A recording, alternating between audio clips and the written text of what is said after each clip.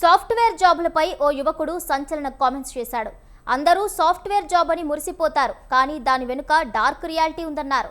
బయటికి ఎంఎన్సీ కంపెనీలా కనిపించినా చేసేది కూలీ పని అని ఘోరమైన కామెంట్స్ చేశాడు. కంపెనీ యాజమాన్యాన్ని మేస్త్రితో పోల్చాడు. అందులో పనిచేసే వారంతా కూలీలని అతడు పేర్కొన్నాడు. ఎంప్లాయీని భయపెట్టి పని చేయించుకుంటూ కంపెనీ లాభం పొందుతుందని ఆయన ఆరోపించాడు. ఏఐ వస్తే జాబులన్నీ పోతాయని, స్కిల్ గుర్తించి ఒక బ్యాకప్ పెట్టుకుంటే భవిష్యత్తు ఉంటుందని అతడు హెచ్చరించాడు.